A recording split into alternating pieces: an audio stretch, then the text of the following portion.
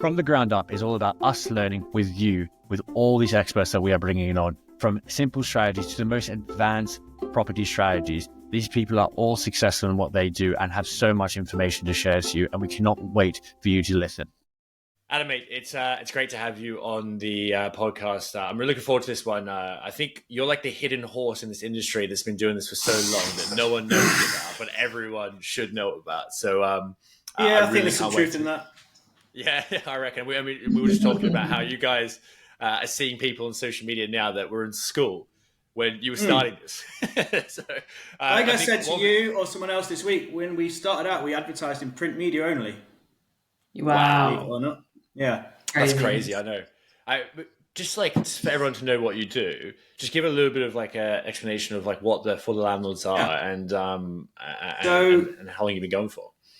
I can do that. We've been going for about 15, 16 years. Crazy. We're essentially a letting agency. However, we're also a property sourcing and renovation sort of property builder, portfolio builder, should I say. So we have two departments, lettings management and property sourcing and renovations. We're a bit of a unique letting agency in the fact that the majority of all the houses we manage are houses we've sourced. Most of the time we've renovated them and then we manage them ongoing rather than advertising like a traditional letting agency. You know, we can manage your property and et cetera, tenants waiting, all that usual nonsense that you see on the backs of buses. And we've basically grown like that. Started in Nottingham, branched into Derby, into North Nottinghamshire, Mansfield area, then into South Yorkshire, into the Northwest, sort of Lancashire area, Bolton, Blackburn, Accrington, then across into the Northeast. Sorry, before the Northeast, Hull and Grimsby, North Lincolnshire, and then two parts of Northeast, Middlesbrough and Newcastle. So it's basically the Midlands and the whole of North of England. We've sourced and renovated over 1,000 houses, mixture of single buy-to-lets for the majority, 75, 80%, the rest HMOs, and a few commercial resi conversions here and there, but that's not really our speciality. In a nutshell, that's what we do. Amazing. Very cool. So incredible. What about your team? Like, tell us about like, how does that look in the day-to-day for your business? Like, what are you doing day-to-day and how does it kind of run? Two departments. I run this property sourcing and renovation department, and then we have the lettings team. So my team are based of what I call sourcing and renovation managers. In each of the areas I mentioned, so the East Midlands, Stoke and Crewe, Northwest, South Yorkshire, Hull, and the two in the Northeast. In each of them areas, I have a specific dedicated sourcing and renovation manager. They have dedicated contractors, build teams that do the renovation work. And my sourcing and renovation manager will, after I've met with the client, onboarded them, created an investment plan, I will take a buy-to-let order from them. It might be a HMO, whatever the client tells me they want. It might be a flip. Yeah, we've done flips as well, I didn't mention that. Or it might be just a traditional BRR or 25% deposit. We haven't got a massive chunk of cash. We just want to get something. I'll take the order. I will create the plan and my guys will fulfill the order. So every single day, week, month, we're sourcing, renovating, and then letting out and managing property, basically. The lettings team, we kind of, obviously everything's grown and evolved and we're always trying to refine the process. The lettings team now have dedicated departments within them. So there's not people running around doing viewings in the morning, coming back, trying to process applications in the afternoon and check the rents come in.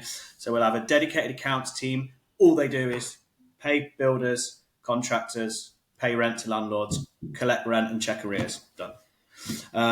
We'll have a legal admin team. All they do is the paperwork for move in, move out, deposits, referencing, credit checks, all of that. Dedicated voids team, all they do is manage the voids and new property take-ons and the viewings. And then a property maintenance section, which deal with reactive and proactive maintenance. So everyone is in their lane. The idea is nothing gets missed, nobody's perfect, but that's the idea. That's how we're set up. Yeah. Amazing. Well-oiled machine by now, I imagine. Well, you know, we've made changes along the way, and you have to constantly evolve, don't you? I think the worst thing we've ever done is not promote ourselves as well as we could. We're on YouTube. We do long form YouTube videos. We've been doing them for about 6 years, maybe. We didn't try very hard. We just put an iPhone on a tripod and talk. Now we've made a bit of a nicer studio with proper mics and stuff. Yeah. And we're just really rubbish at social media. So we're trying to learn now to sort of, everything I've just told you. We think, well, everyone knows all that sort of stuff, and they don't, do they? It's such a no one, and no one knows it. And even like doing this podcast, realizing you're talking to some of the most experienced developers around the Southwest. They see some of the things that are happening and they're like, wow, I didn't know that happened, or wow, that deal's incredible. Like, I didn't know that was a possibility. Like you're your own biggest enemy, and we find this as well. Like, we're like, oh, who would want to listen to that? But then you realize, like, actually everyone wants to hear another person do it because they want to see how it's done. And a lot of people just sit in a lane and they fear it. I mean, I find it super interesting how long you've been sourcing before, because I think sourcing has been blown into a negative bubble, I would say, probably in the last 3 to 4 years. Maybe you disagree. Like, and I think that comes from a few specific courses and a lot of people entering the market. But what's been the biggest change that you've seen sourcing deals from when you started to 2024 now? I think, like you say, the number of people doing it. Since I started really researching social media and seeing these lots of different people, and they all look like they're doing a good job, and I'm not going to put anyone down. There's been a massive change in the training education sector, so that feeds people in, and then I have sold deals to clients who've spent 35 grand on training and deal packaging because they'll just come to me and go, I can't find anything. And that's grown massively in the last few years because people think, if I do the training course, then I'll be able to attract investors, then I'll be attracting investment. But they realize they don't have the relationships with this estate agents like we have, or relationships with builders that they can rely on. And they can't offer ongoing management afterwards to their investor. And so, there's just lots and lots of people. I think it's since COVID, probably, I guess. I think that's the single biggest thing. I was only ever aware of maybe 2, maybe 3 other companies similar to ours a few years ago. We've just been so busy and so focused that you don't sort of think about. We never did market research ever until we decided we wanted to do a better job of social media. And they were like, oh my God, you see what these guys are doing? These guys are doing. Oh, wow. That looks cool. We should have an Instagram profile like that, Yeah, it's a bit like landlords. It's like there's a few, just like with anything, that if a few people are doing it badly, it gives everyone a bad name, doesn't it? And I think sources has got that similar kind of curse on it at the moment, where it's like people roll their eyes, but actually, I mean, I've always had that from clients. To be honest, they've always, how do you justify your fee? Well, I can view the house quicker than you. I can put an offer in quicker than you. I know the value of it. I know what it's worth done up. I can price up the renovation on the viewing. I can view it in the morning and offer on it by 11 a.m. You'd need to. You're in London. You need to get up here. You probably can't come into the weekend house sold by then. That's partly how I justify the fee. Yeah, it's all about the time, isn't it? And like time, speed. Like, things like we're just finishing our first. That's why our backgrounds, for anyone watching the video, is why our backgrounds are a bit crazy, because we've just finished our first refurb, which is where we're amazing to.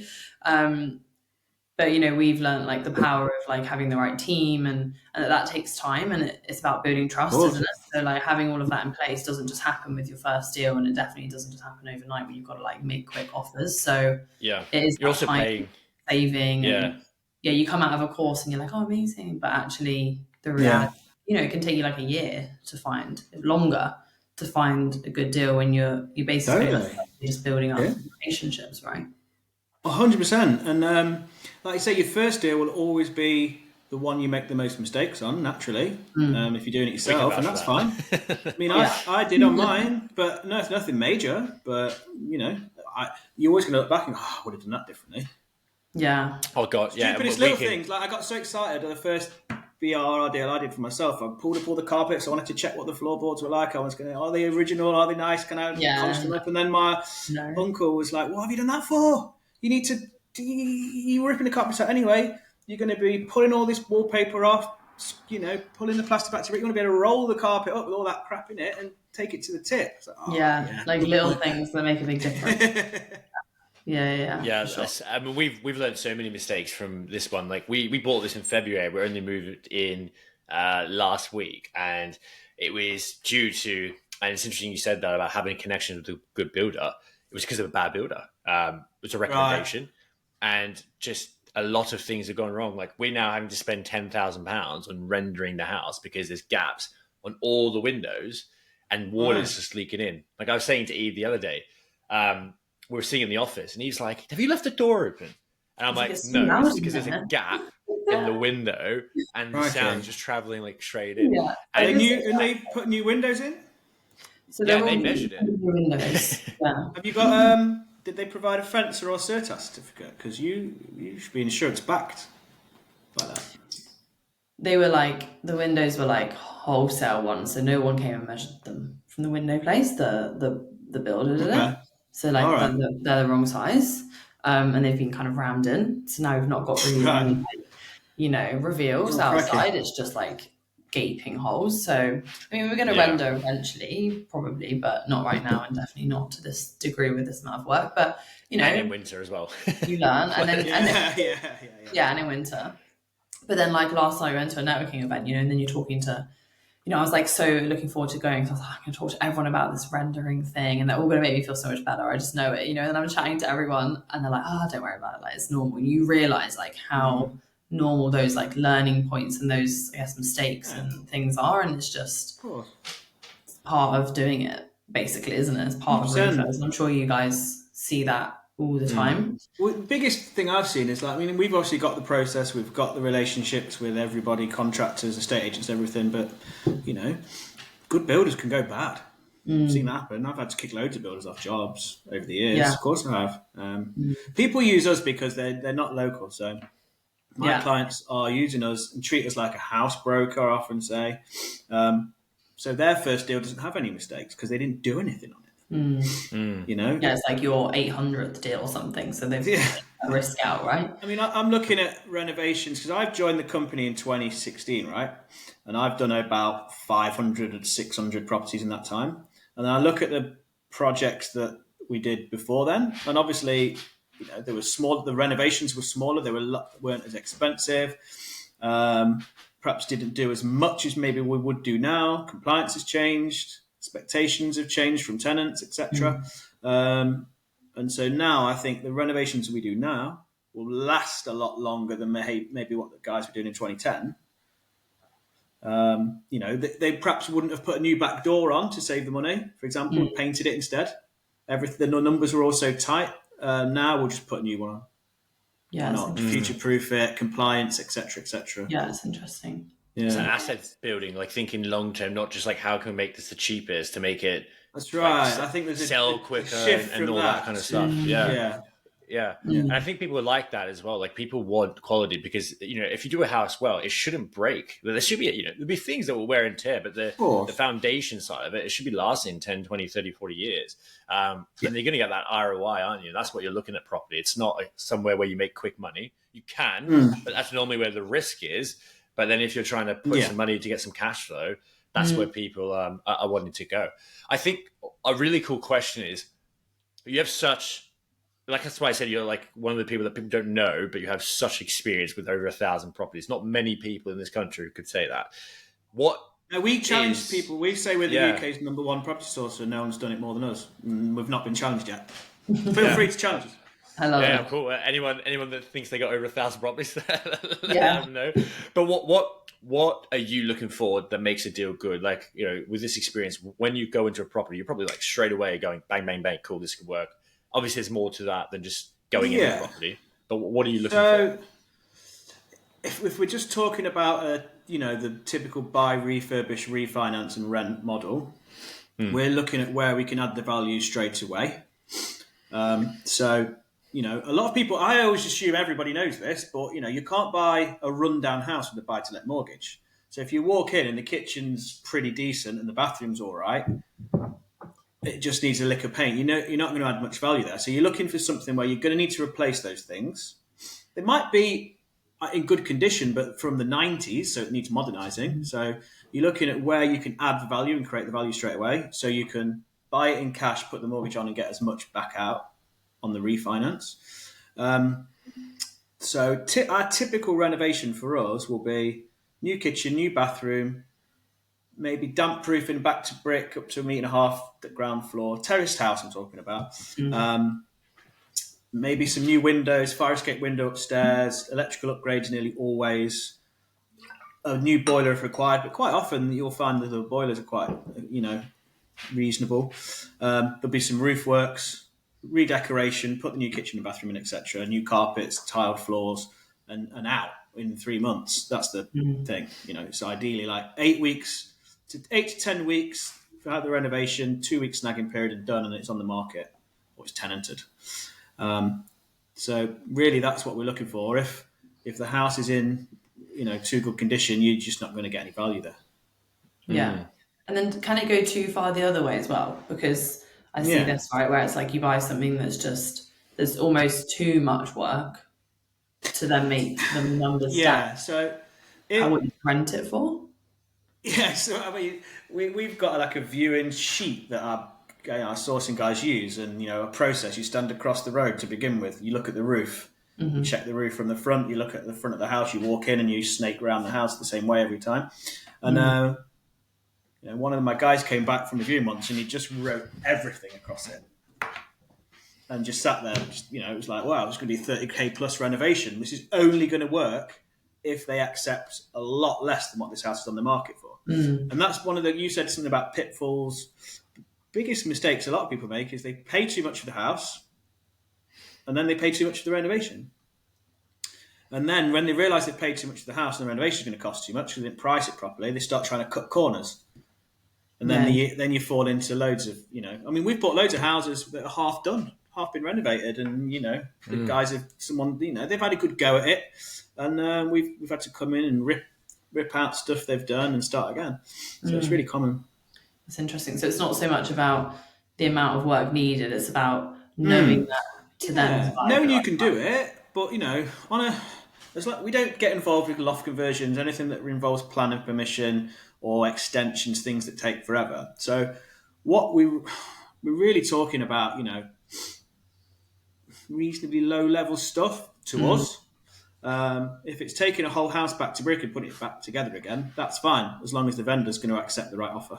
Yeah, so it's just about get that right offer to start with. Yeah. Not so much like the work, because those more complicated ones are the ones that less people are going to want to buy. So in a way, they're good, right? But it's just making sure it's the right price.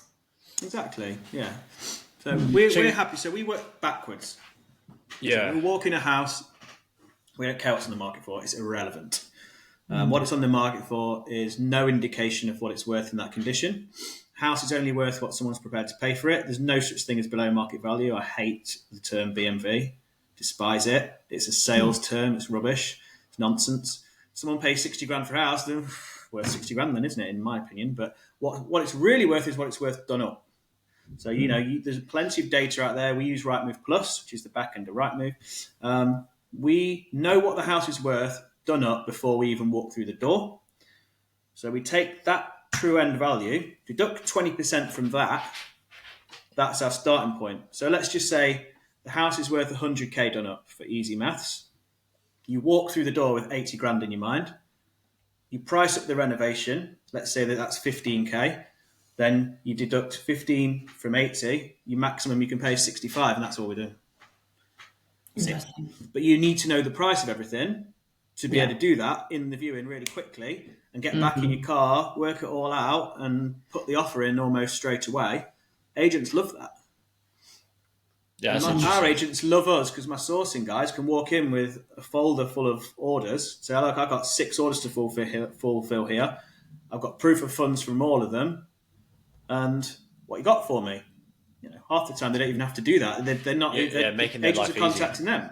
Yeah, exactly. Because an agent has to legally advertise the house. Okay, if they've signed a contract with the vendor, but they can say to us, "This one's coming on. Do you want to get in and view it?" They'll advertise it. We'll put our offer in, and if the vendor accepts it, bang, it's marked sold straight away. Almost. And that looks good for them as well on their kind of sheets. And I think, you took the question out of my mouth because I was about to ask, like, how do you go in there and price it? It was bang straight away. And that's perfect because I've never heard someone explain it like that. So how will your sources or yourself, like, if you thought about someone right now that's trying to get into property or somewhat experienced and they see a deal, they think it's kind of that price point and they want to go make that offer, how are they presenting that to a vendor or an estate agent or whoever to get that moving forward? Because there's going to be quite a lot of objection, I imagine. Yeah, but there's very little negotiation involved on our end. It's literally like, so take those maths I just gave you, 65 is our maximum. We'll offer 60. We'll probably be told no. It's probably on the market for 70, 75 or something anyway, right? Okay, we'll offer 63. No. All right, 65, take it or leave it. We'll just go on and view the next one. It's a good mindset, isn't it? There's getting a deal or there's buying a house. Anyone can buy a house. Yeah, I love that. I love that. That's a great thing. Yeah, I think that's such a good point for people. And it's easy when you say it's easy because you've done so many, but it's so powerful and so true because a lot of people are seeing that and they're like, oh, I need this deal, and they want to go for it, and they're over becoming needy almost. Where they get emotional as well. People get emotional about property. They do, yeah. Yeah, and I think that's so powerful. You need to be ready to walk away, and it's the power of two no's. The third one is historically where people say yes. So you go for the no rather than going for the yes. I've always been taught that. You've got a good relationship with the agent, right? Yeah. They've got to take every offer back to the vendor. Yeah. So they might take ours back at 65 and someone else's at 68 and say, well, look, we know this guy who's offered 65. He's bought tons of houses from us for his clients. He's going to go ahead. I've got the proof of funds here. The bloke who's offering 68 is a first-time investor. He said he might be using bridging finance, or that's going to take some time. Got a chain or something. Yeah. And at least you know this is a quick offer. So, quite a lot of the time people will accept our offer for speed. Yeah. So is everyone, like, generally speaking, buying in cash? Is like that generally how it works for your investors, or? If you're buying a rundown house and you want to, refurb it and refinance it, it's cash or it's bridging finance, isn't it? Because you can't buy it with a mortgage. Bridging finance, I tend to try to, avoid it and tell clients to avoid it if you can, because it's really expensive. It's actually, the purchase time is slower on a bridge than it is on a mortgage. They're very quick to make you an offer, but they're very slow to convey it. You pay 2 sets of solicitors, you pay all their fees wrapped up at the start. So it can often be slow coming off the bridge because it's in their interest to keep you on for another month, maybe another month of interest. But it's a means to an end. If that's what you really want to do, and you haven't got 100k or 120k, you've got 40 in a bridging finance, then fine. And I think bridging finance works better on the bigger developments, a HMO conversion or something, where you're going to have a much higher end value at the end and bigger cash flow once the house is rented out. But typically cash. Because it's quite a quick turnaround, right? So it's like it's just going to be the quickest way to get it done. And it's efficient, isn't it? You could walk in. I mean, I've bought houses with a deposit as well, and for lots of clients and for myself, where it's been a borderline, really dated, but you can get in there with a deposit. It look like you're going to get really good capital growth, so it's worth parking the 25% deposit for 2 years on a fixed mortgage. But if you buy something all in cash and refinance it after you owned it for 6 months, you've got the majority of your money back. And you can, if you've got a decent pot of cash to begin with, go again. Yeah, interesting. Yeah, that's super cool.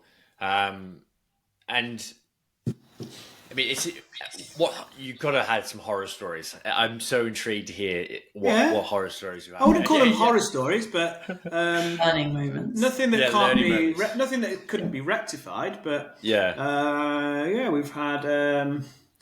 Trying to think. So a couple of years ago, started renovation on a house. We knew there was some damp problems in the middle room. Typical terraced house, 2 rooms and a kitchen at the back.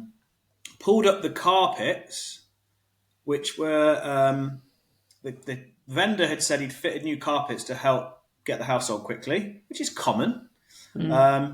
Pulled back them. He'd overboarded the floorboards to disguise rotten floorboards and joists and everything.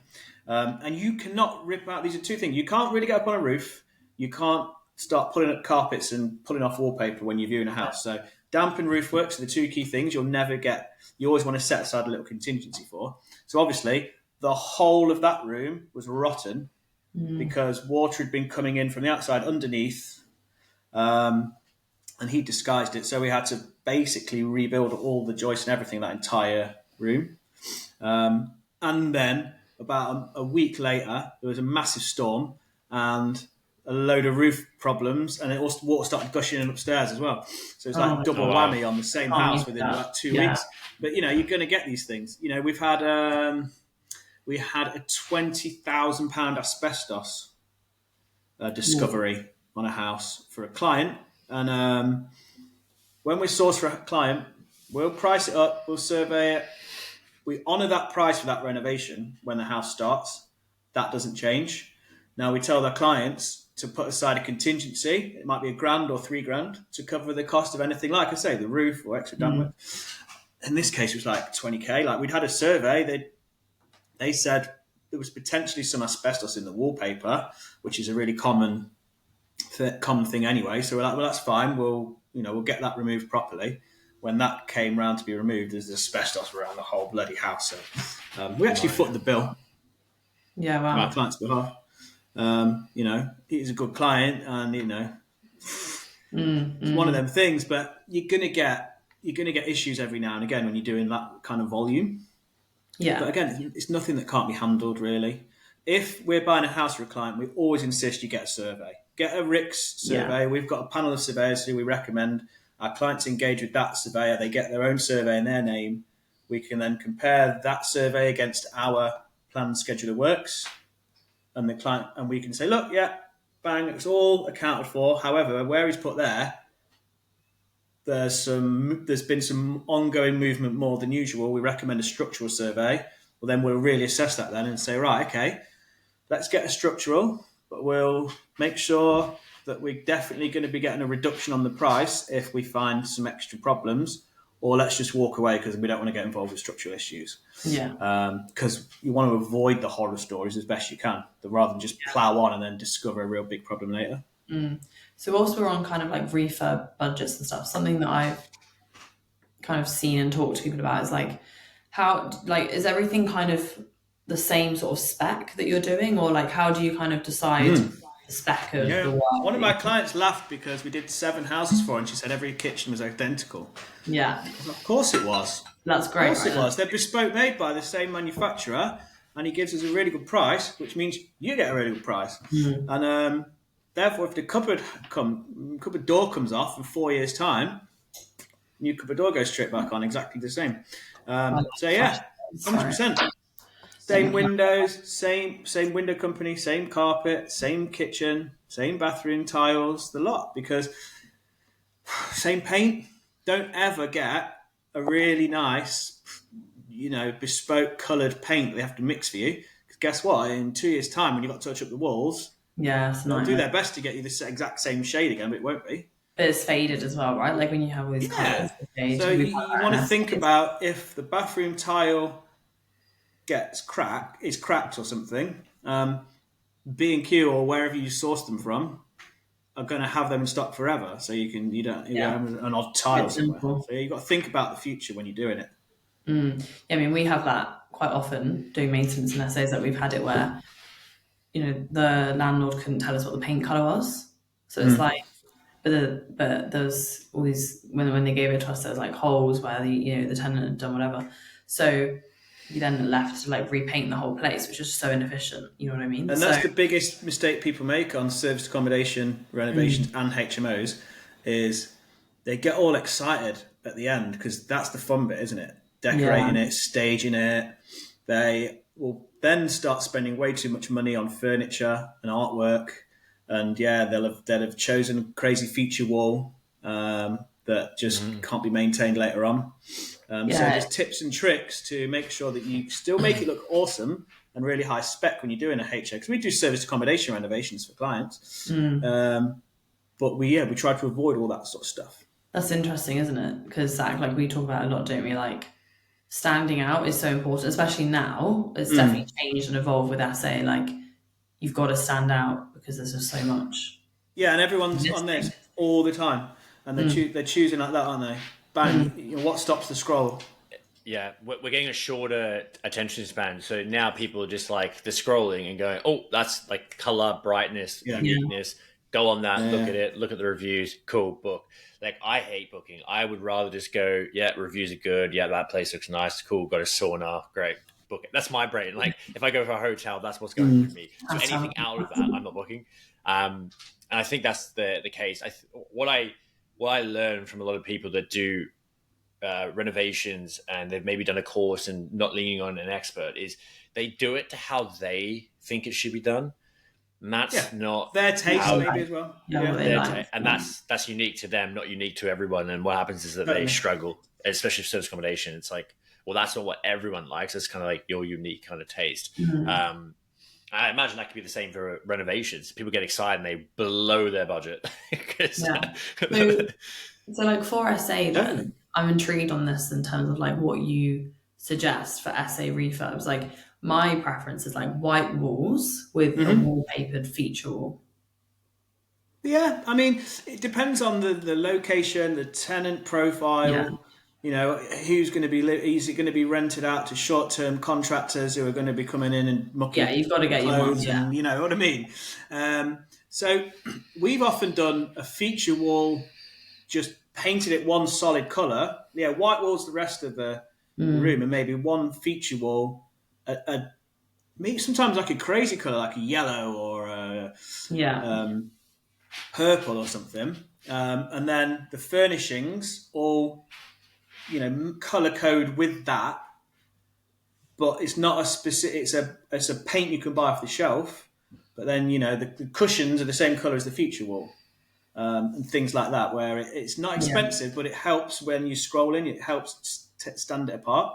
Really nice, wallpaper's fine because it's not too difficult to pull that off and re-wallpaper a wall. Like when it's one wall, I think. When like, it's one wall, especially, it's like you can repaint, just like a behind the bed or something. Yeah, it's like it's not. Yeah.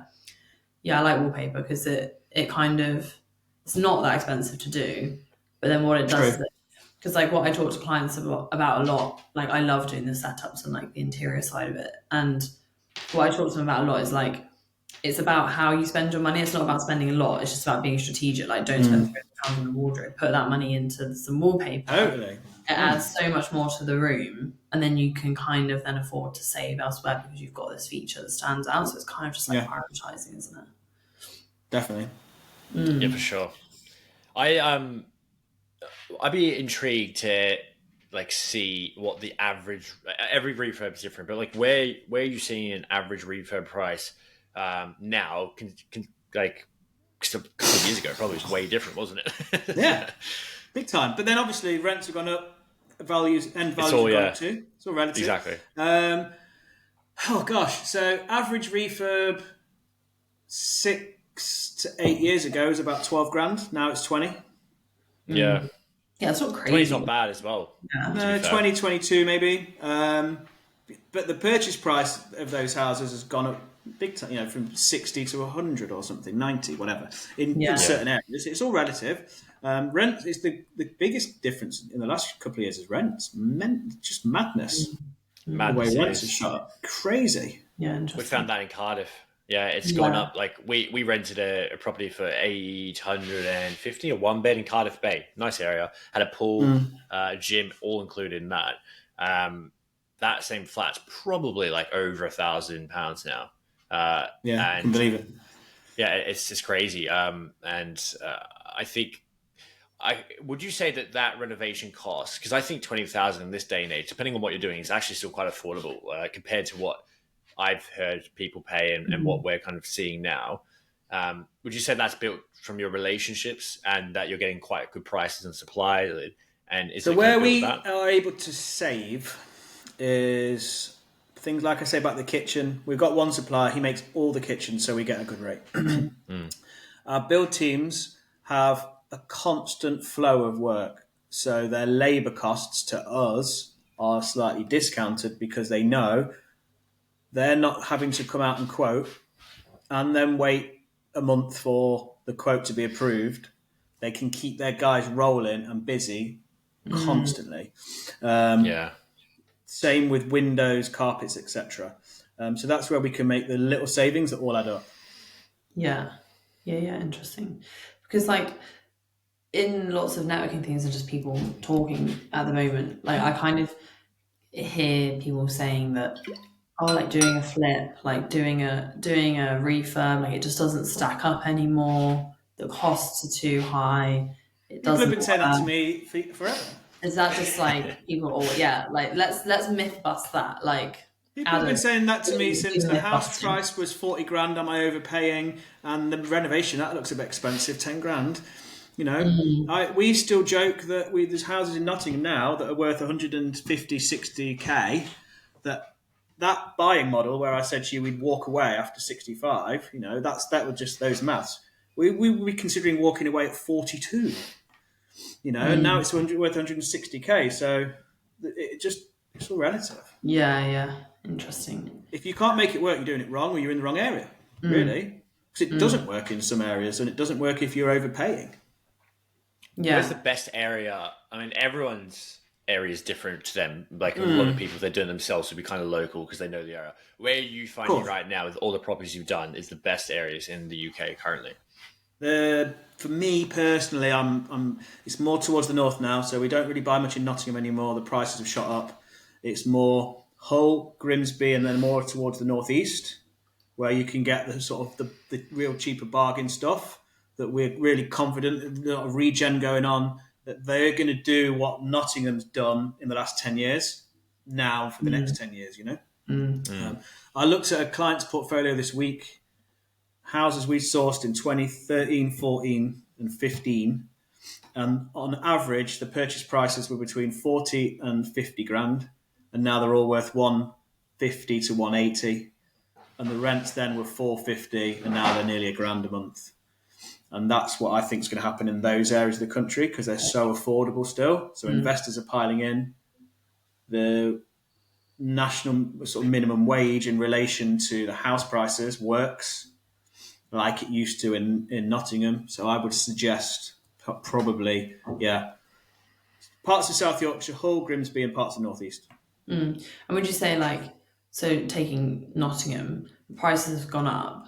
It still works, but the entry level is higher if you want to buy with cash. I'll give you an example. So that makes it harder. House I bought myself in 2017 for 85 grand. Did a full renovation on it, which 12.5 grand it cost. And I refinanced it 6 months later for 115. Annoyed me a little bit because our MD, Jess, who owns the business, did one on the same road at the same time and his valued up at 125 in the same month as me. And we always say there's a 10 grand spread because you never know what the surveyor's going to say on the day. So expect a 10 grand spread on the end value. However, put that on a 5-year fix. 5 years later, it's revalued at 160k. So it's nearly doubled in value in 5 years for what I paid for it, for the 85 I paid for it. To buy that house now, as a rec, it's 130 grand probably. The renovation's 20 odd. The end value will probably be 170. It would still be a really good investment. And they still sound really cheap numbers to someone who's from the southeast. But I could buy almost 2 houses in some of those other areas that I just mentioned and get 2 lots of rent, which equate to more than the rent on the one. Yeah, I got you.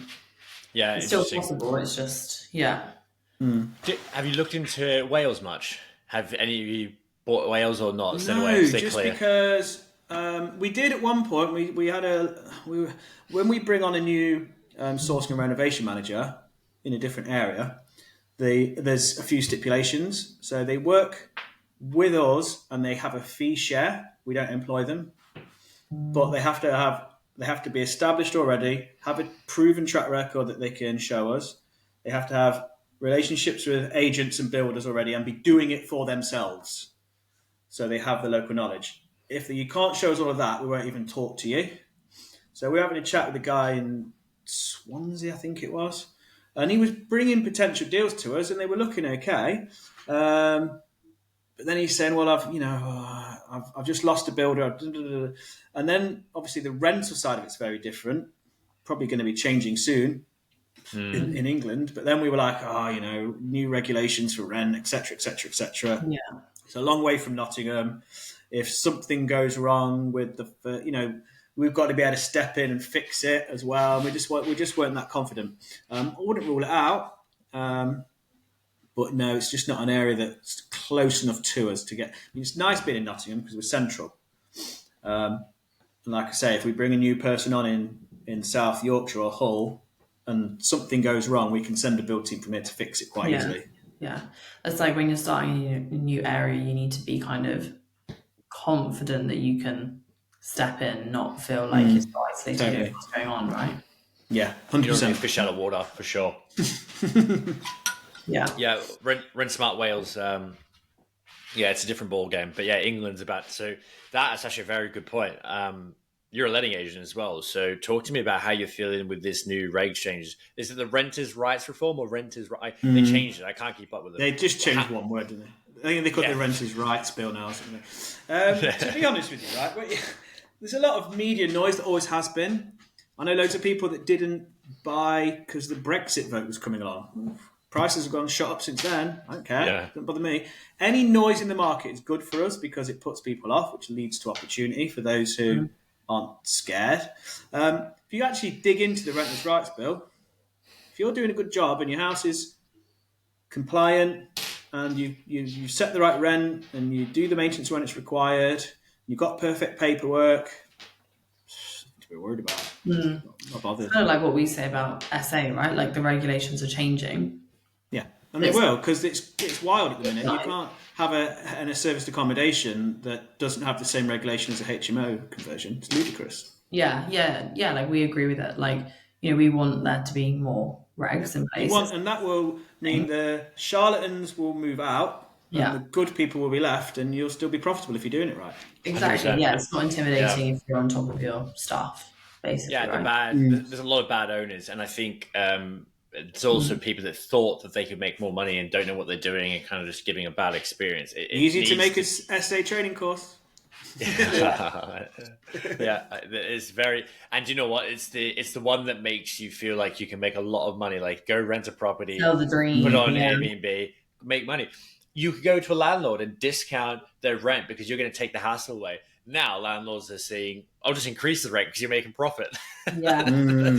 So they got this weird mindset. But one thing, because again, you're a letting agent, it's really intriguing to get your thought process. The change in the fixed contracts and not having them in place. One thing that letting agents make money on is new contracts and getting new tenants. So how is that? How are you guys predicting that? They're doing the dough. I mean, you can't charge the tenants anything. The tenant fee ban came in ages ago. I prefer it. I mean, there's flexibility there. So it depends how you look at it. If the tenant's on a periodic tenancy, they can just give a month's notice at any time. Because the rents have shot up, no one wants to move. Because they realise the cost of moving is so high. So in the last year, you're right, an agency will make money on move-outs and move-ins because they charge the landlord some fees, a checkout report, a new inventory, a new move-in, etc. But tenants naturally aren't moving anyway. But it's nice for the tenant to have some freedom.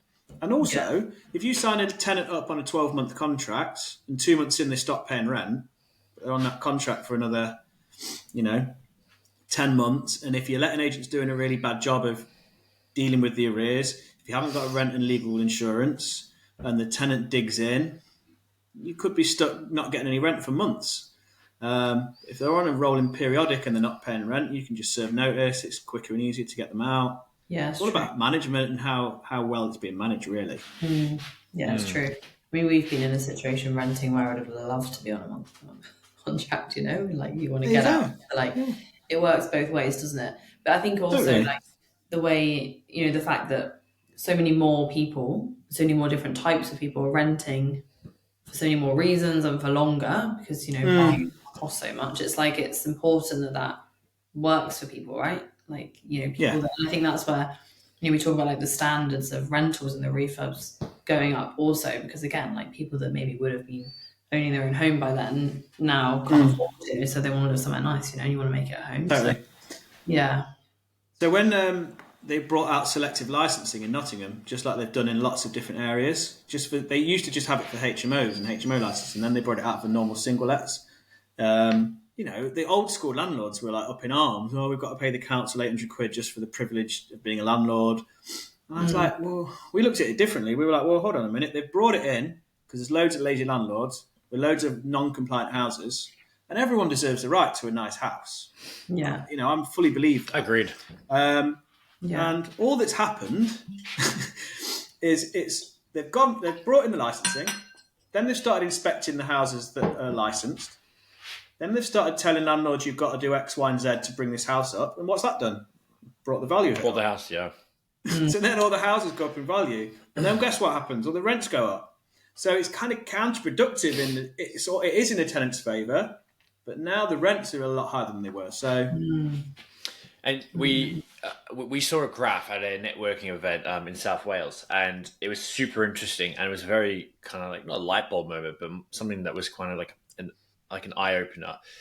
It was like a 50-year track of, I think it was just Wales, or maybe it was all of the UK. I can't remember the exact specifics, but it showed house prices and rent prices. And obviously house prices went up, and then sometimes it goes down as well. But rent was just constant. Never dropped. It's constantly going up, constant. So even if you have, so you have cash flow, maybe your mortgage goes up, and you can go there, but it's always going to work. So yes, maybe you don't get the equity, but you get the cash flow. And that actually leads me on to a question for you. Are you finding or maybe not even your investors, your thought process, what is the most important thing to you? Is it the cash flow in a deal, or is it the equity at the end? Or are you trying to blend both together? Yeah, bit of both, really. I think we always say you've got to buy the right house in the right area for the right price and get the right amount of rent. And you need to be thinking about both cash flow monthly and capital growth. You want to be able to refinance it a few times to pull money out and have a constant stream of cash flow so it covers any maintenance problems, etc. So yeah, a bit of both really. I don't see the point in buying something just for capital growth, which is the beauty of property in the UK. You'll always be safe. Even if you overpay it now by 10 grand, 20 grand and you hold it forever, you'll be fine. Yeah. It balances out eventually, right? It does, and it's this steady economy, steady market property in this country. It's not like in some countries where it is literally going like that. Yeah. Is there a percentage that you're looking for on the rent, like compared to the mortgage? Like how much percentage over that does it need to be making a month, or is there a certain amount of money? What are you it's kind of advising? like the deal stacking sheet, isn't it? So I look for the return on investment. So the amount of money you're always going to, there's another myth, so you don't get all your money back out. You don't buy in cash, renovate, refinance it, and hey presto, I've got no money left in this deal because the mortgage paid me it all back. That's nonsense. It doesn't. It could happen. It can happen, and it has. Rarely anymore because you don't. You're on a 75% loan to value mortgage. So let's say you've left 10 grand in the deal, maybe 15. We charge a fee. I tell my clients to expect to leave 12 to 15k in after you've spent 100 grand. I'm looking at 18 to 22% return on that money that's tied up and a minimum sort of 300 quid a month cash flow. Nice. Something like that. It's not a bad deal, is it, if you think about it? Yeah, but that's only at the point of the first refinance and the first, tenant moving in. That house I mentioned to you in Nottingham that's now 7 years old or what have you, the rent's gone up by 300 quid a month in that time. But the mortgage, fortunately for me, when I refinanced, didn't. So the cash flow on it's a lot more now than it was then. Nice. Yeah.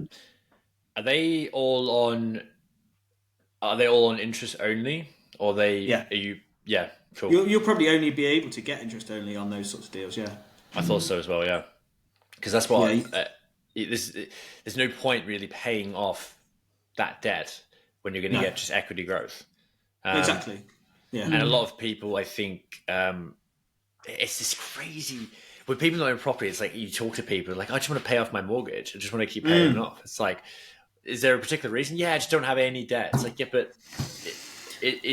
it's really hard because in our mindset, it's that old-fashioned saying, never a borrower or a lender be. You know, Yeah. people were brought up to not have debt, and you know, there's debt and there's bad debt, right? Yeah. So credit card for expensive clothes and jewelry and holidays, bad debt.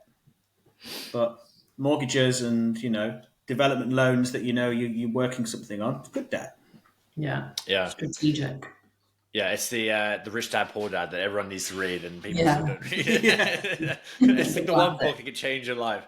But it's so Do you funny when have you. clients about like over leveraging? So you're talking about like refinancing that's a and good stuff question. like that. Like, what's your kind of thoughts and like learnings over the years on that, and kind of pushing it a bit too far maybe with pulling money out? Like, do you talk to clients about that? Yeah, so we're always very conscious of what the end valuation is going to be.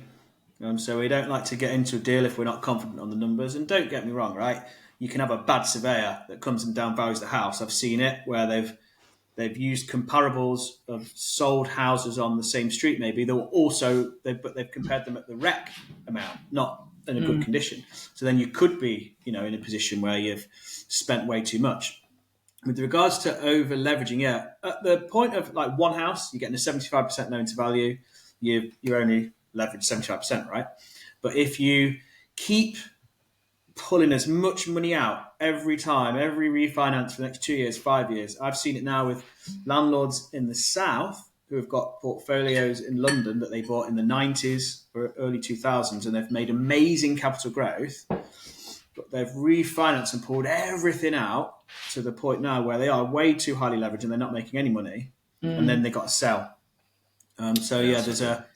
There's a fine balance, and once you become a portfolio landlord, your lending opportunities and options from lenders decreases big time if you're over leveraged anyway. So you need to be at a sensible amount. You need a good property accountant. Yeah. You just need an accountant that understands property that helps you, and a good mortgage broker as well, which, funny enough, I introduced to clients to. Yeah. Yeah, it's one of those things, like for me, like that part kind of overwhelms me a little bit. Like thinking about having to know all of that and like feel really confident about where it's at. But that's a good point, isn't it? Like it's like with anything, you don't have to know all of it. Like you just have to have like, around you and have that. Don't reinvent the wheel. Yeah. Done right. Yeah. Exactly. Yeah. I think like people that like, I imagine your best type of clientele would be like a successful, maybe entrepreneur or someone with a really high paying job that has got just a pot of cash here. They've realized like crap, pensions are a little bit bullshit. That's not actually what I'm going to be able to retire on. How do I make this work? And maybe they have a SaaS. No, they can't actually. We work with clients on a SaaS pension. Yeah. Because that'd be for the commercial, because they can't do residential. No, you can buy residential with it too. Can you? Interesting. I didn't know that. As long as you set up a limited company, because then it's still like commercial. You loan the money to your limited company. You can only lend 50% of your SaaS to your limited company. You have to guarantee the 50% loan against a property, so maybe your residential house. You have to pay it back within 5 years at a certain percent above base. And what's really cool is the other 50% you can loan as an angel investor to someone else and have your own kind of term set up. So there's a lot you can do with SaaS. So we do a lot with SaaS. You kind of hit the nail on the head. Our typical client is a business owner or someone who's got a highly paid job and they're time poor, but cash rich, and they just want someone to do it for them. Yeah, maybe building a legacy. Yeah, it's so true. Like it's crazy how many business owners out there or high paying professionals would have a lot of money in their bank or a lot in their pension. They don't know what to do with it. And it's losing value. Like if you have like 200 grand in that pension or in your bank, every year you could be going down 10%. You're losing. What's that? That's 20 grand every year technically in value. That is insane. Like not a lot of people know that. And when I learned that, I was looking at my money like, what am I doing? Like, this is crazy. Like this is depressing. Like I get taxed here. And then now my money is technically losing money. It's like, well, why do I have money? This is not fair. Do what the rich guys do, right? Yeah, exactly. And that's why you see them. They are properties. You have no idea how many of these people have properties. They're just random properties out there that all these rich people just own. All the investment bankers, either one of them. So what's your guys' strategy now, and maybe like focus in 2024? We talked about social media. I think you've had like a light bulb moment to go how terrible you guys are at it. We're the same. We keep talking about getting into social media, and we know quite a lot because we had a background on social media and helping like fitness influencers do it. But doing it yourself, it is crazy difficult. Oh my God, yeah. I literally spent years telling people how to do it, and now here I am like, struggling. It's crazy, right? Yeah. So yeah, I mean we've been trying to do the YouTube. The YouTube videos are the only place we've ever got new business and new clients from in the last 5 years.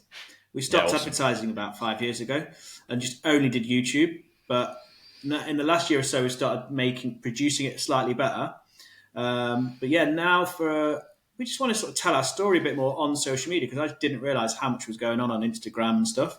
So it's a case of I've started making recording lots of short videos, 60-second things. It's called landlord.lessons. And I just realized like the conversation we're having now is just me talking about my job. Exactly. You know so much. You just assume like people know it because you know it's so true. Like that's how I feel. Like I'm like, it's boring because it's repetitive, and because you're repeating something that you talk about every single day. Actually, to most people, that's like brand new information, right? That's I did a conversation with my accountant the other week. He's really good on social media, and he was like, "You do realise that people would have just paid money to listen to this?" It's like, really? He's like, "Yeah, they really would." Like the stuff we were saying, I was like, "Wouldn't they be bored by it?" He's like, "No." You just assume that people either aren't interested or already know it. Yeah. I know an accountant, and it's funny you talked about accountant. Like I know of an accountant that grew from 2,000 followers to 130,000, and all he did was change who he talked to, and he just talked about basically professionals or business owners, like high-paying people, how to save money or tax advice, and he just pumped it. His name's Josh. Oh, okay, cool. I wondered if it was going to be my guy because that's what he kind of does.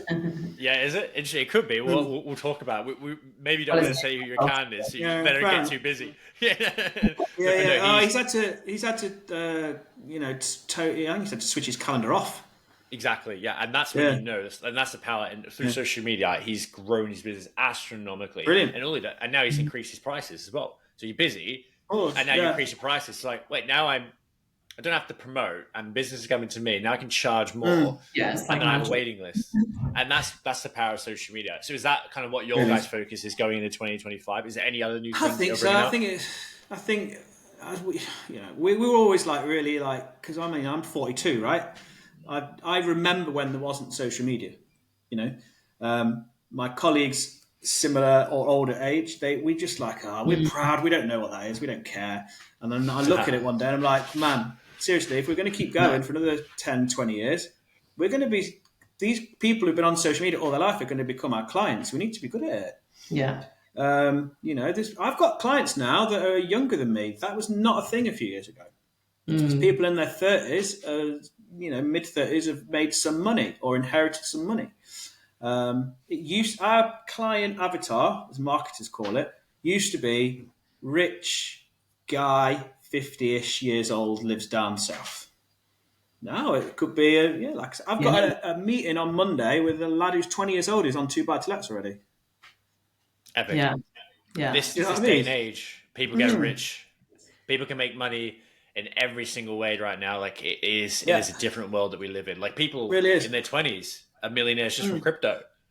There you go. Yeah. So I was in Australia, and someone I used to know, and I won't specifically say where I met them because there will be people that will know potentially who it is, and I don't want to give that away. But I met him just randomly, and he's just like, "Yeah, I've got like 1.5 million, and I don't know what to do with it." And I just turned to him and went, "Right." He's like, "I got no idea. Like, what should I do with it?" I was like, Jesus. Like, and that's just a person that I knew from when I was younger, just randomly. One of my clients made 3 million quid after the US election on crypto. Wow. Yeah, I made some money. I didn't make 3 million, that's for sure. No. I wish. I was looking at my portfolio, like it's up 50%. I'm like, nice. One of And my then clients sold all of his houses in. He sold a couple of his houses in London, and he put £1 million into crypto. And he told me, he set up a call with me. I don't know why it was. It was about a year and a half ago, just to check in on something. And he went, "Oh look, I don't even know why I've scheduled the call, man. I don't need anything from you at the minute, but I just wanted to check in to see what things were doing. I've put £1 million in crypto. Put all your money in crypto." I was like, "Nah, I don't understand it, mate." He's like, "Trust me, in a year's time, it will do X." I didn't do it. I was going to put some in. I didn't do any, and I'm like, "Oh, I should have put some in." But yeah, no. as I'm all in on property. Yeah, Exactly. Yeah, you got to pick your lane, and I think I do think crypto is a big thing. That's a whole different conversation. Of course, I it do is. think Yeah. it's a thing that's going to keep growing. It's a lot of risk in there, but it's quite fun. But I'm someone that would just like it's different. It's so different. It's so different to property. yeah, So I'll just hard. chuck a bit of money in it and just be like, let's see what happens in 5 years. Not like property where I'll just dabble in property and just lose hundreds of thousands. Yeah. not the go.